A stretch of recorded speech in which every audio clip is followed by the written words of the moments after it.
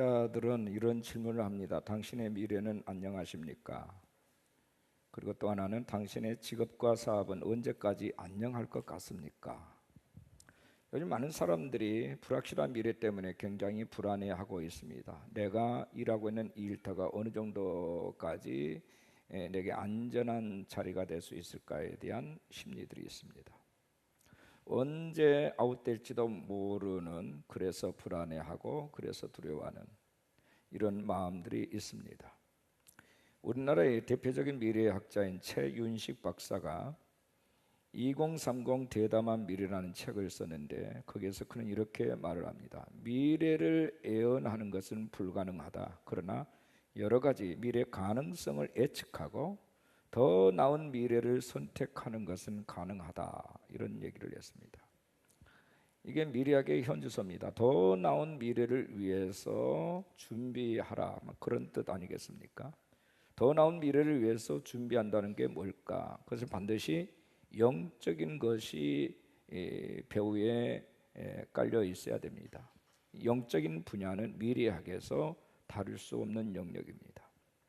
우리 인간의 미래뿐만 아니라 온 우주의 미래까지 완벽하게, 가장 확신 있게 그리고 확실하게 말씀하시는 기준 책이 있습니다. 그것이 바로 바이블, 성경입니다. 미래가 불투명할수록 우리는 성경에 눈을 돌려야 됩니다. 성경은 그래서 하나님의 미래 계획서고 하나님의 경륜이고 하나님의 마음이고 하나님의 뜻이기 때문에 성경을 모르면 미래를 주관하시는 하나님을 알 수 없고, 또 하나님을 모르면 미래도 준비할 수가 없습니다. 그래서 미래는 준비에 달려있는 것입니다. 미래를 예측하는 것이 아니라 준비하는 것입니다. 미래는 기다리는 것이 아니라 만들어가는 것이다. 이렇게 정의를 할 수 있겠습니다.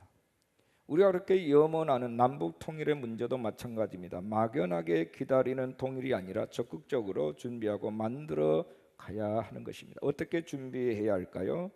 하나님께서 통일이라는 선물을 허락하시도록 우리가 그 받을 그릇을 준비해야 되는 것입니다. 스펜스 존스는 선물이라는 그의 책에서 자신의 현재 상황이 곧 미래의 선물을 가져온다고 주장하면서 어느 누구도 미래를 통제하거나 예측할 수는 없다. 그러나 미래에 대해서 더 많은 계획을 세울수록 그의 미래는 희망찬 현실로 다가올 것이다. 이렇게 얘기를 했습니다. 그러니까 정리를 하면 오늘 당신은 과거에 여러분이 심어놓은 씨앗의 열매라는 것, 그리고 미래의 여러분은 오늘 당신이 뿌려놓을 씨앗의 열매일 거라는 것. 여러분, 씨앗은 결코 거짓말하지 않습니다. 콩 심은 데 콩 나고 팥 심은 데 팥이 납니다. 10년 후에 따먹고 싶은 과일이 있다면 오늘 그 씨앗을 뿌리고 그 묘목을 심어야 하는 것이지요. 오늘 심은 씨앗이 내일이라고 하는 미래를 우리에게 가져다 줄 것이기 때문입니다. 금세계 영성의 사람 유진 피터스는 자신이 곧 준비다라는 말을 했어요. 자신이 곧 준비다. 무슨 얘기냐면 문자 그대로 현재를 어떻게 내가 사느냐에 따라서 나의 미래 운명이 달려있다. 안전한 미래는 현재 어떤 준비를 하고 있는 것과 관련이 있다. 그 얘기입니다. 여러분, 어떤 준비를 하고 계시나요? 무슨 꿈을 꾸고 계십니까? 오늘 본문 말씀은 느헤미야라는 지도자가 나옵니다. 이 느헤미야는 페르시아 제국에서 임명을 받은 유다 지방의 총독입니다. 그가 어느 날 페르시아 왕실로부터 복귀 명령을 받게 됩니다. 이런 상황에서 그는 누군가에게 그 자신의 리더십을 이양해야 했습니다. 그래서 자신의 동생인 하나니라는 사람과 하나냐를 선정을 하게 되죠. 오늘 본문에 보면 이 하나니라고 하는 그의 아우를 통해서 두어 사람의 추천을 받게 됩니다. 근데 그 두어 사람 추천 인물 중에 하나냐라고 하는 사람이 부각이 되고 있습니다. 하나냐라는 사람이 누군가?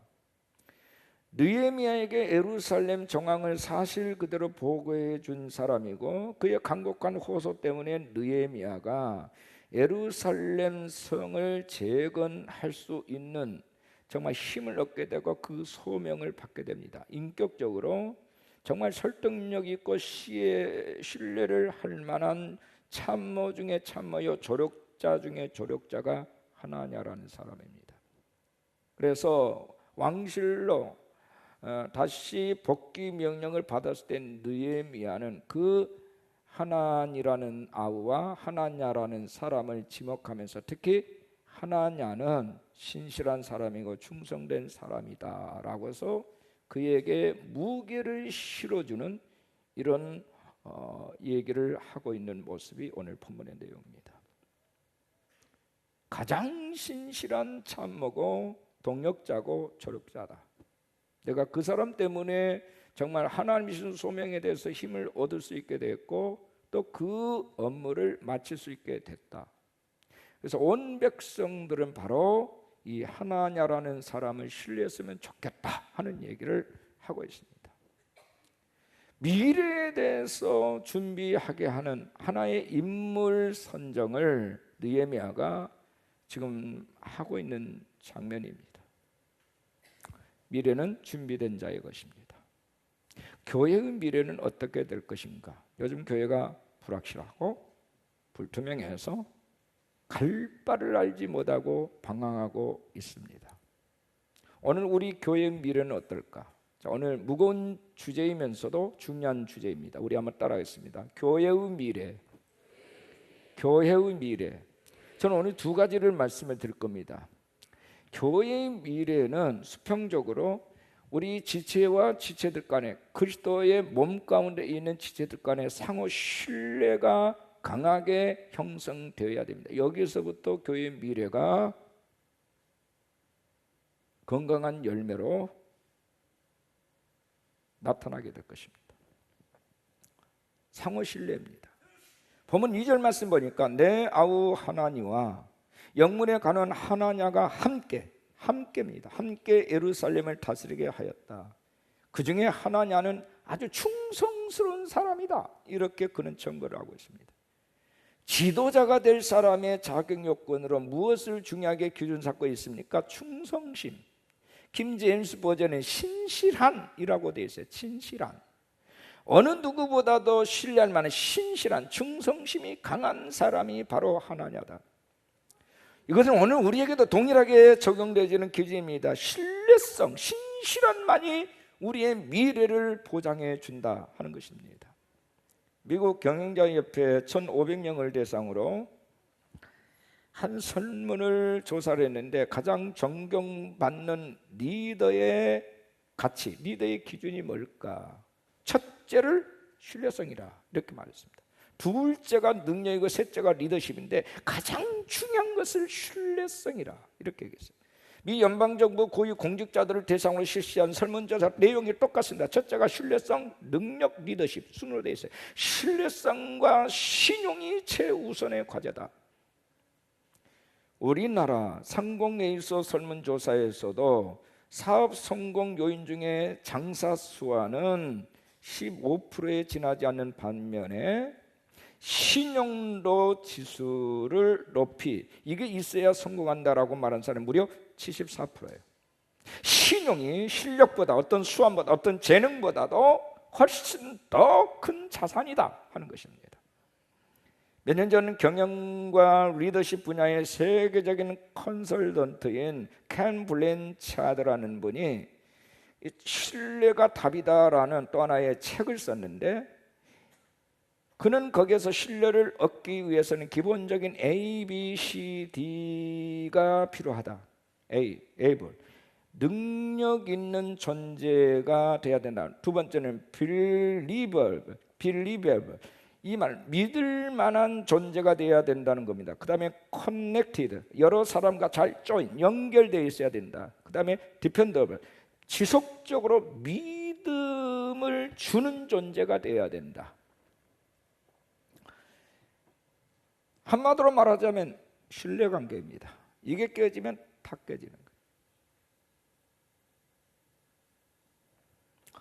신뢰가 깨지면 다 깨져요. 신뢰할 수 있는 사람만이 안전한 미래를 보장해 주는 겁니다.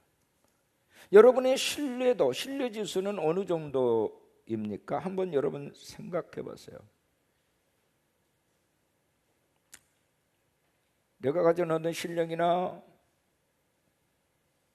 어떤 학문이나 가진 어떤 자산이나 이런 것보다도 더 중요한 사람과의 관계를 형성하게 되는 신뢰지수는 어느 정도일까?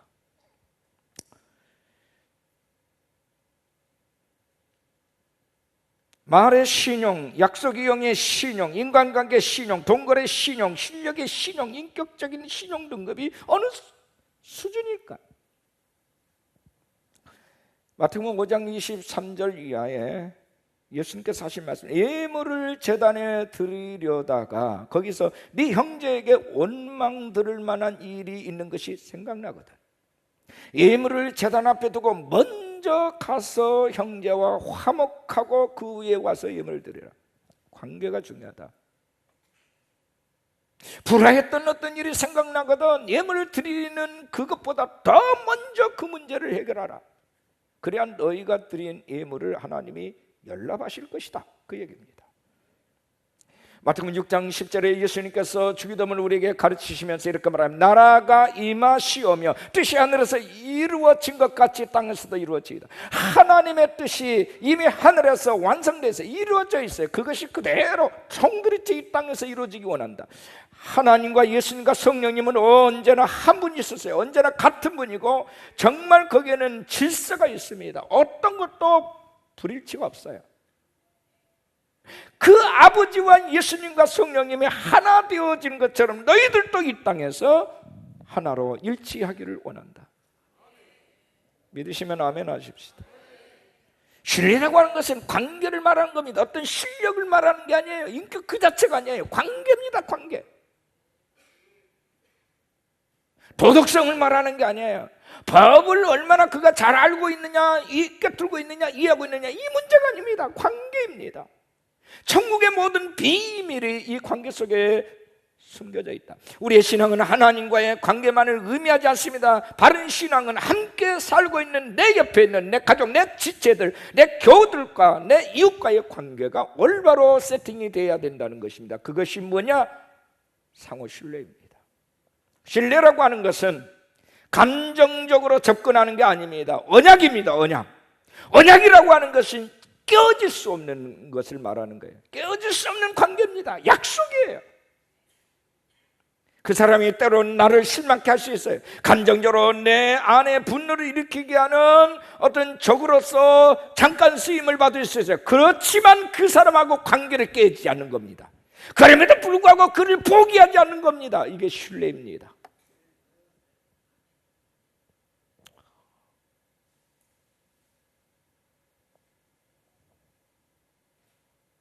신뢰는 옵션이 아니다 하는 말이 있어요. 옵션이 아니에요. 선택의 문제가 아니고 필연적인 문제입니다. 결혼한 그 순간 운명적으로 부부는 한 몸이 된 겁니다. 이거는 언약이에요.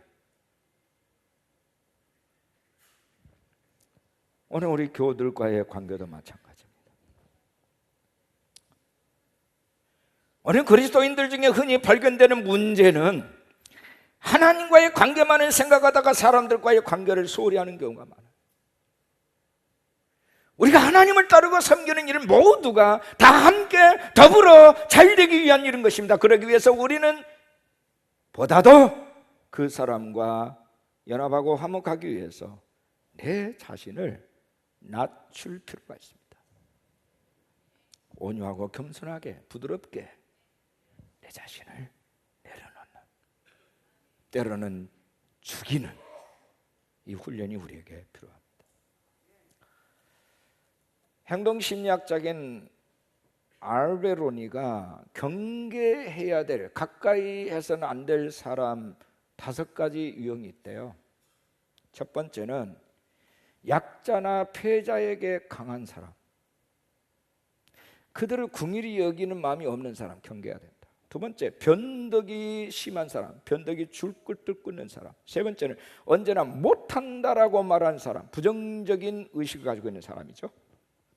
네 번째, 남을 위험에 빠뜨리는 사람. 이 사람은 비겁한 사람이래. 공동체나 어떤 특정인을 위험에 빠뜨리게 하는 사람. 가까이 있으면 안 돼. 경계해야 될 사람. 다섯 번째가 시기심이나 적의를 가진 사람. 그러니까 이 다섯 가지가 다 관계를 말하고 있습니다. 관계를 깨는 사람, 공동체를 어렵게 만든 사람, 이기적인 사람, 고행에 잡혀있는 사람 경계해야 된다 이거죠. 서로 함께하고 배려하고 섬겨주고 존중하는 이런 관계 속에, 이런 신뢰 속에서 그 공동체가 건강해지는 거예요. 나라도 민족도 교회도 가정도 마찬가지인 거예요.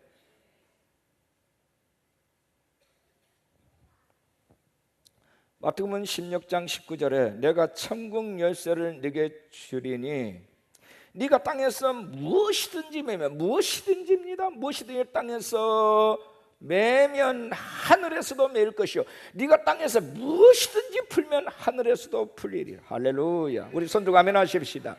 이 땅에서 내가 매면 하늘도 매어버리고 풀어주면 하나님 나라도 풀어진다는 얘기예요. 이 하나님 나라의 보앗덩어리, 아버지의 나라의 기업과 유산이 누구에게 주어지는가? 땅에서 화목하는 사람, 땅에서 부는 사람, 땅에서 신뢰도를 쌓아가는 사람, 나만이 아니고 모두가 잘 되기를 바라는 사람, 감정적인 접근이 아니라 언약 속에서 그가 때로는 실망을 끼칠지라도, 그가 내게 손해를 가할지라도 끝까지 그를 포기하지 않냐고 케어할 수 있는 사람, 이 사람에게 하늘의 유산이 주어진대요.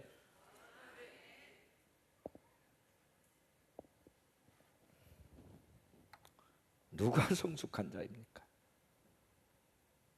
신뢰지수를 높이는 사람이 성숙한 자예요. 원수를 저주하지 않냐고 원수를 축복한 사람이에요. 원수를 미워하는 사람이에요. 까다로운 사람을 보듬는 사람이에요. 이 사람이 피스메이커가 되고 샬롬 메이커가 되는 거예요. 하나님의 나라를 확장시키는 자입니다. 아버지의 나라를 이 땅에 심는 자예요. 주여, 우리 교회가 갈수록 신뢰지수가 높여지게 하여 주십시오.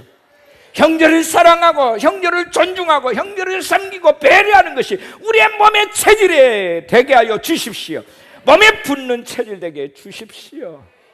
형제의 잘됨을 기뻐하고 박수 쳐주고 형제의 아픔을 같이 나눠 울 수 있는 자가 되게 해 주십시오. 북한에 있는 우리 동포를 위해서 울 수 있는 자가 되어 주십시오.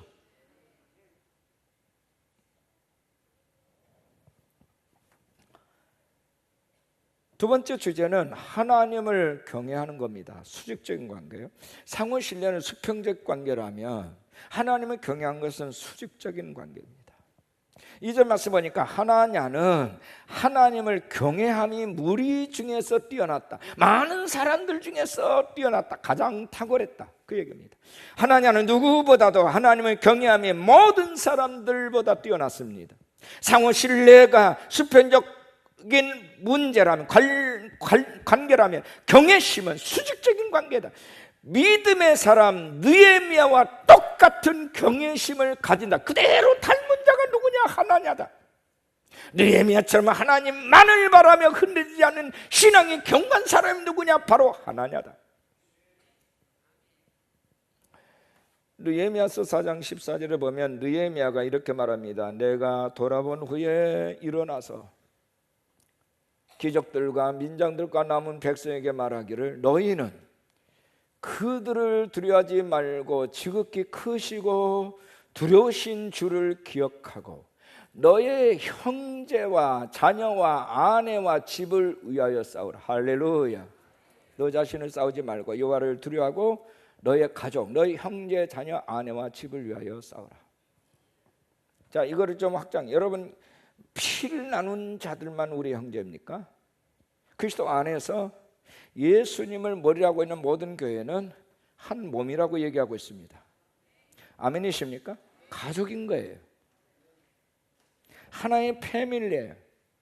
온 바디, 온 하트, 온 스피릿. 할렐루야. 한 몸이고 한 마음이고 한 영인 거예요. 믿으시면 우리 손 들고 아멘 하십시다. 느헤미야의 믿음과 영성이 그대로 누구를 통해서 그것이 나타났습니까? 하나냐라는 사람을 통해 나타났어요. 그게 그대로 흘러들어갔어요. 그래서 느헤미야는 이 자기 동생 하나니와 정말 그가 증거한 이 하나냐는 경험해 보니까 이 사람은 신뢰할 만한 사람이다 이거예요. 그래서 그를 증거합니다. 인생의 어떤 소용돌이 속에서도 오직 믿음, 흔들리지 않는 경관, 여호와를 경외함이 특심인 사람. 오늘 우리는 이 치열한 삶의 현장에서 얼마나 신앙적인 가치관으로 여호와를 경외하고 있을까? 모든 경영은 하나님을, 경영자이신 하나님을 경외함으로부터 시작이 됩니다. 아멘이십니까? 누가 최고의 CEO입니까? 누가 최고의 경영자입니까? 여호와를 경외하는 사람입니다. 하나님의 경영 마인드가 세팅이 되어 있는 사람이에요. 아버지와의 관계가 좀 믿을 만한 신뢰 관계가 수직적으로 형성된 사람이에요.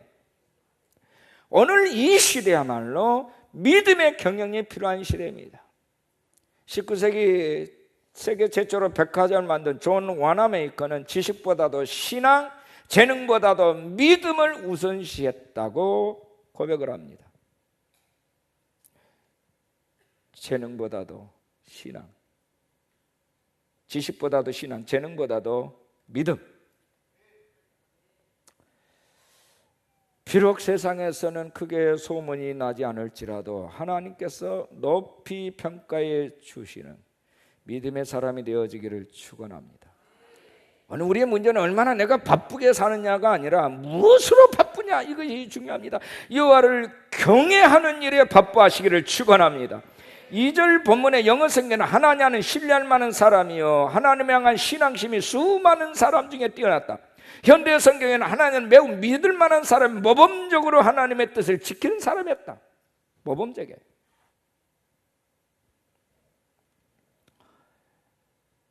오늘 우리가 쌓아가는 신용과 신앙에 따라서 우리의 미래가 만들어지는 거예요.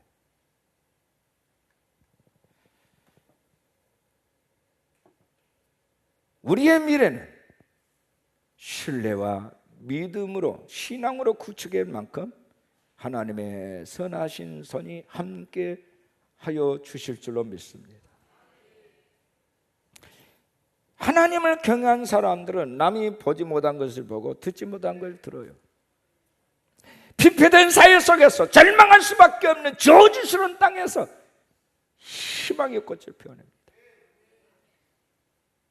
여호와를 경외한 사람은 선하신 하나님의 손길을 믿기 때문에 1974년 미국에 가면 자유여신상이 있는데 이 자유여신상을 깨끗이 수리하는 공사가 있었어요. 대규모 공사. 공사를 다 마치니까 엄청난 양의 쓰레기가 나왔다고 합니다. 각종 고철이라든지 목재 등으로 수십 트럭의 분량이 이르도록 이 쓰레기가 산더미처럼 쌓여 있었어요.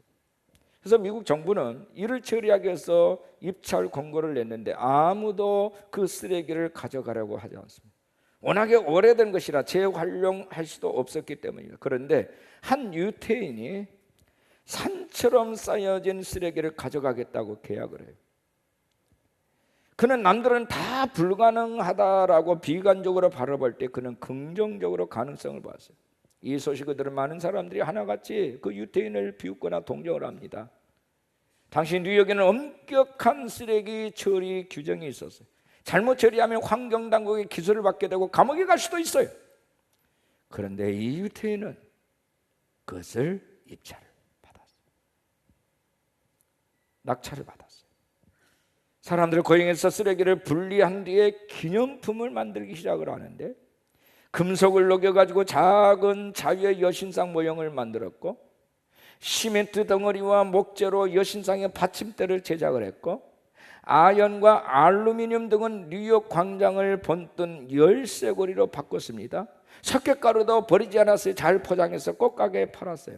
결국 그는 거기서 무려 350만 달러의 돈을 벌었습니다. 쓰레기를 사들이는 가격에 무려 1만 배가 넘는 수확을 거둔 거예요.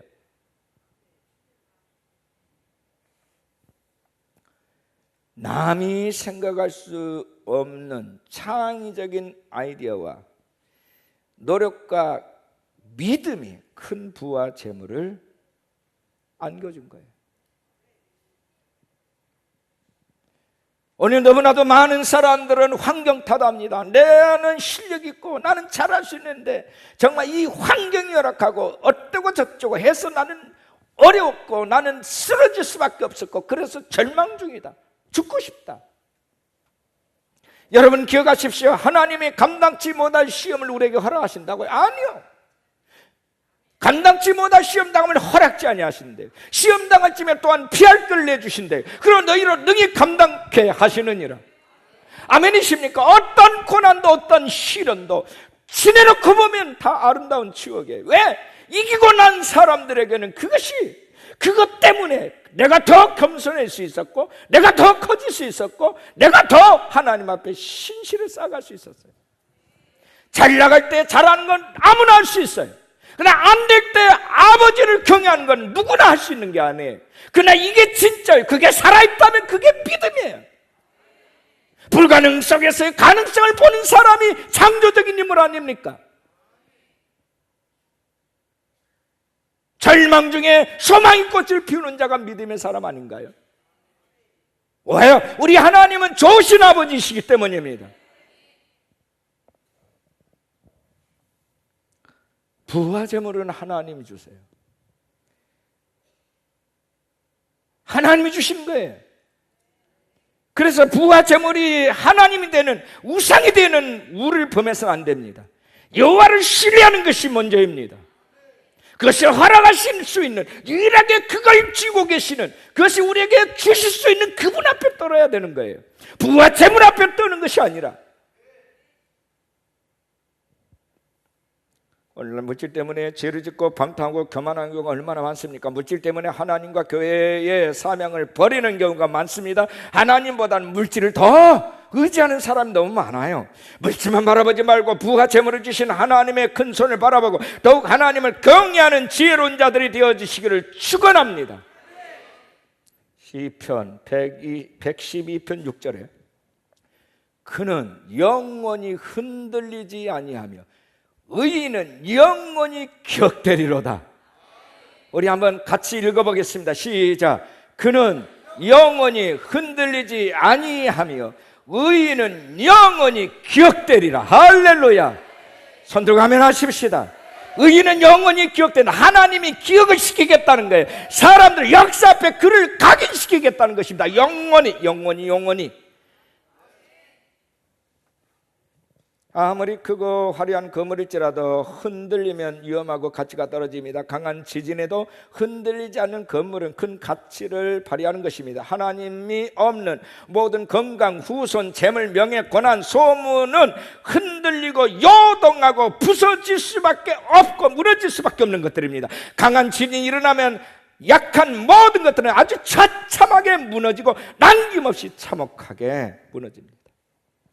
흔들리지 않는 것을 붙잡으십시오. 흔들리지 않는 여호와를 소유하십시오. 여호와의 임재 속에 들어가십시오.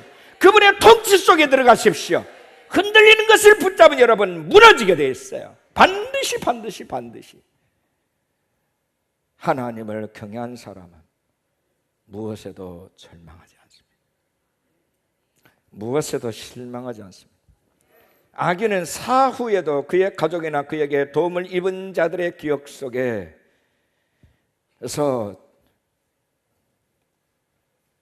계속 저주의 대상으로 오르내릴 것입니다. 그러나 의인은 사후에도 그의 가족이나 그의 도움을 입은 자들의 기억 속에서 계속 살아있을 것입니다. 그의 후손과 부와 재물도 흔들리지 않을 것이며 흑암과 흉한 소문이 있어도 결코 흔들리지 않습니다. 사도행전 5장 29절에 베드로와 사도들이 대답하여 이르되 사람보다 하나님께 순종하는 것이 마땅하니라. 아멘. 사람보다 하나님께 순종하는 것이 마땅하다.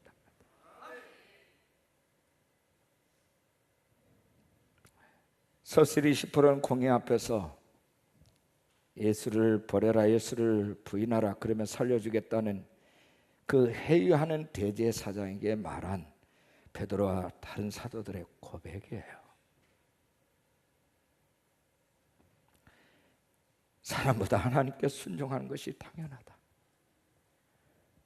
이보다 더 큰 고통이 오고 이보다 더 큰 아픔이 온다 할지라도 설사 그것이 내 목숨줄을 끊는 일이 있다 할지라도 나는 사람을 신뢰하지 않겠다. 하나님을 신뢰하겠다.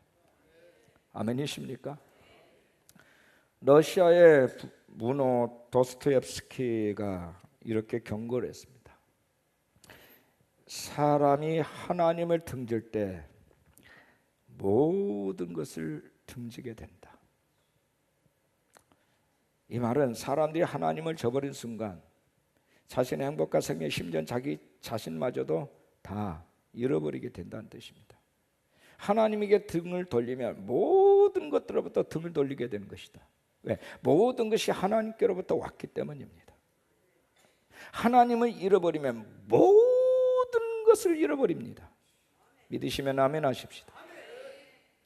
구소련이 망하고 난 후에 문학가였던 솔제니친이 이렇게 말합니다. 소련이 교회의 문을 닫았을 때 하나님은 하늘 문을 닫으셨다.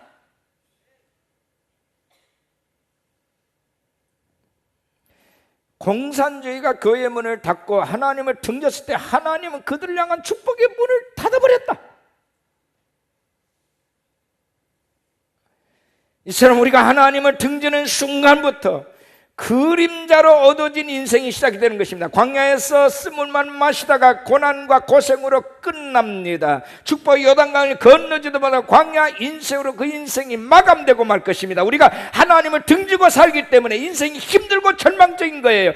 해를 등지고 어둠을 없앨 수는 없어요. 어두운 그림자를 없애려면 해를, 태양을 끌어안아야 됩니다.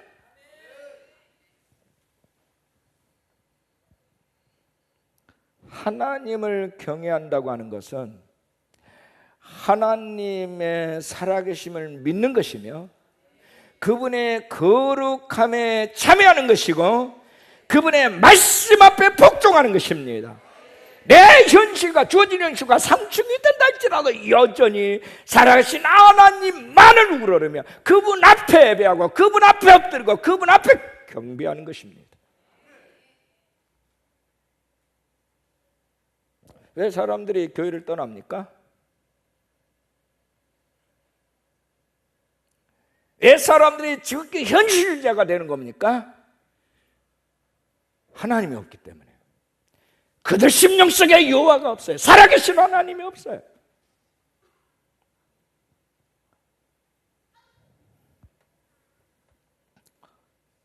데오로드 비델이라고 하는 박사가 교회를 풍자적으로 비유한 글이 있어요. 들어보시 바랍니다. 자주 배가 파손하는 위험한 해안에 난판 사람들을 구조하기 위해서 작은 인명구호소가 있었습니다. 음악 같은 보잘것없는 집에 작은 배 하나뿐이었습니다. 그러나 거기서 일하는 사람들은 매우 헌신적이었고 희생적인 일꾼들이었습니다. 이들은 불철주야로 난판배의 선원들을 구조하기 위해서 전력을 기울였습니다. 인명구호소에서 일하는 사람들은 매우 행복했습니다. 수많은 사람들이 인명구호소에 의해서 구조되었기 때문입니다. 구호소는 점점 더 유명해졌습니다. 구출받은 사람들 그리고 소문을 들은 사람들이 많이 모여들었고 기부금도 많이 들어오기 시작했습니다. 인명구호소는 점점 좋아졌습니다. 시설도 좋아졌고 그러다 보니 인명구호소가 차친 인명구조에는 관심이 줄어들기 시작했습니다. 그렇게 헌신적으로 일하던 일꾼들은 이제 더 이상 인명구호에 나서지 않고 양복을 입고 멋진 구호소의 주인이 되었습니다. 마침내는 인명구호할 사람들을 돈으로 고용하기 시작했습니다. 그러자 인명구호소의 전체 분위기가 더 이상 인명구호소가 아니라 사교클럽으로 바뀌게 되었습니다. 그것에 대해서 불만을 가진 사람들이 반대 의견을 냈지만 그 의견은 관철되지 못했습니다. 인명구호에 관심 있는 사람들은 결국 다른 곳에서 다시 시작할 수밖에 없었습니다. 그러나 몇 해가 지나자 새로 시작했던 그 구호소도 처음의 구호소와 똑같은 길을 되풀이하기 시작했습니다. 헌신적인 사람들은 또다시 다른 곳에서 시작을 했습니다. 역사가 흐르는 동안 이와 같은 일이 반복되고 또 반복되었습니다. 지금도 그 해안에는 사교장으로 변한 인명구호소들이 많습니다. 안타까운 사실은 남판 선원들이 대부분 구조받지 못한 채 죽어가고 있다는 것입니다. 본질을 잃어버린 교회들의 모습이 바로 이것입니다. 인명구호소, 이게 교회입니다.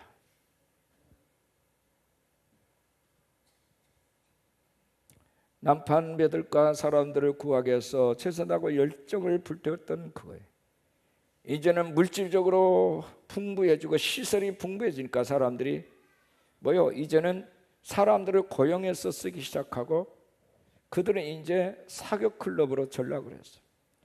그러니까 더 예전처럼 첫상을 잃어버리지 않고 살겠다고 하는 몸부림의 사람들이 다른 곳에서 또 일을 시작했어요. 근데 그것도 해가 바뀌면서 또 거기도 사교클럽으로 변했어요. 본질을 잃어버린 교회의 모습이 바로 그렇다는 거예요. 많은 사람들이 교회에서 개척 언년 본발하는 이유로, 또한 가졌다는 이유로, 배웠다는 이유로 교회에 이제 정말 우리가 돌아봐야 될 힘없고 빼없고 가난하고 소외받고 병들고 지쳐있는 영혼에 대해서 관심이 없어요. 자기들끼리 놀아나요.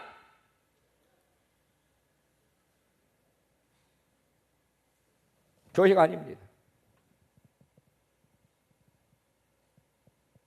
예수님은 병들고 귀신 들리고 죄를 짓고 힘들어하는 그 사람들을 통해서 그들의 죄를 만져주시고 용서해 주시고 그들의 마음을 치유해 주시고 그들에게 하나님의 나라를 심어주시고 그들을 치유해 주시면서 그들의 친구가 되어 주시고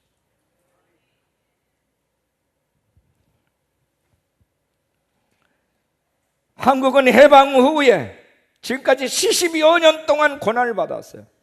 일제시대는 어떻습니까? 40여 년 동안 고난을 받았어요. 이제 고난의 때가 다 찼어요. 왜 하나님은 우리 민족을 사랑한다면서도 이 고난의 끝이 계속되게 하셨을까요? 우리에게 더 좋은 하늘 보화를 유업으로 주시려고 한 겁니다.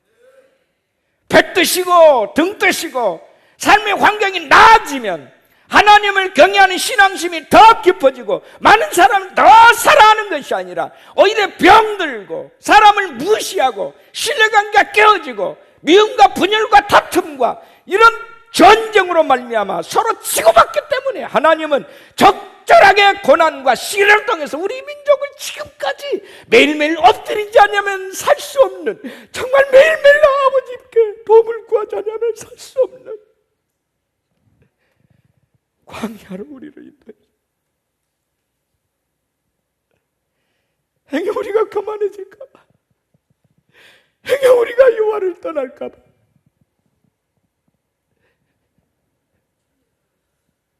그러나 이제 이 포격의 때가 다 찼다고 주께서 말씀하십니다.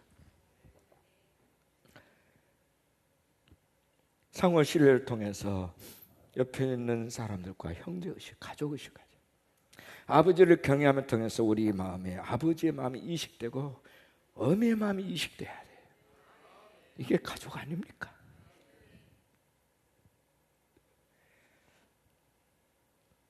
우리나라의 실제적인 기득권층에서는 통일을 원하지 않는다고 합니다. 왜 그럴까요? 이것을 내놔야 되기 때문입니다.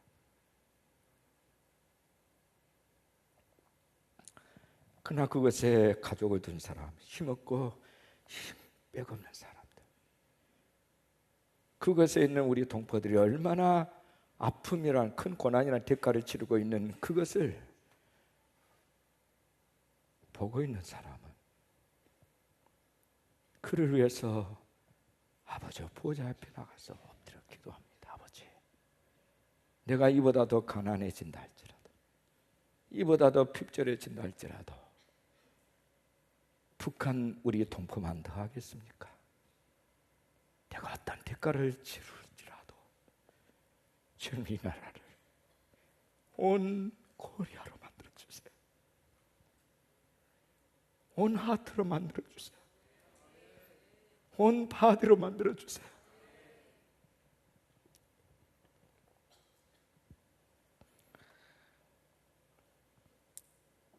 미래를 따라가려고 발버둥 치지 말고 미래가 따라오는 자가 되어지도록 준비된 마음이 우리에게 필요합니다. 아멘이십니까? 세계적인 명주의자 토스카니니는 본래 첼로 연주자였어요. 심한 근시 때문에 눈이 나빠서 악보를 못 봐요. 그래서 악보를 송두리째 여가지고 연주를 했다고 합니다.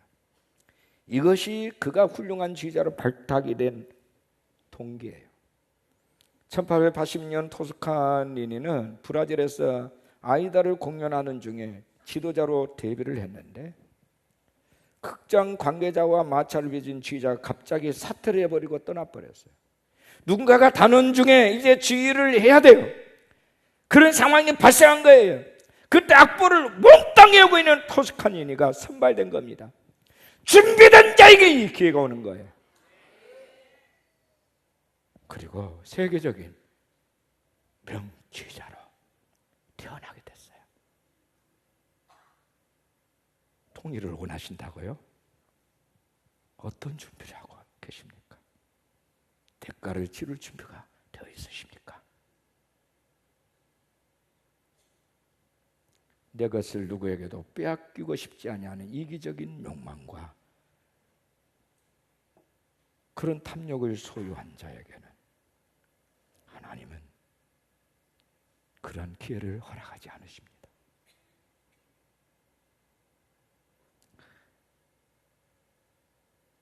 (37년) 만에 강주의 문제를 새롭게 하나님께서 끄집어내는 이유는 뭘까라고 여러분 생각하시나요?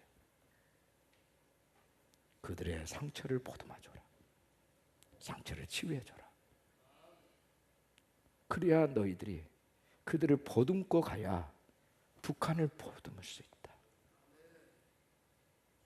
그거 아닙니까?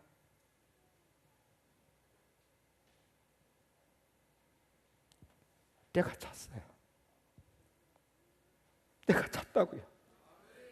때가 찼습니다. 하나님의 카이로스가 됐어요. 이제 저와 여러분이 이 역사적인 하나님의 부르심 앞에 응답해야 될 때요.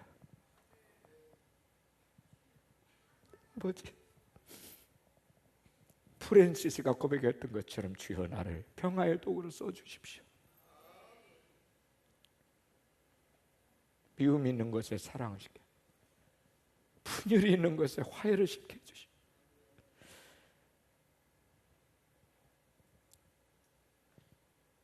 주 예수의 마음이, 주님의 기름 부심이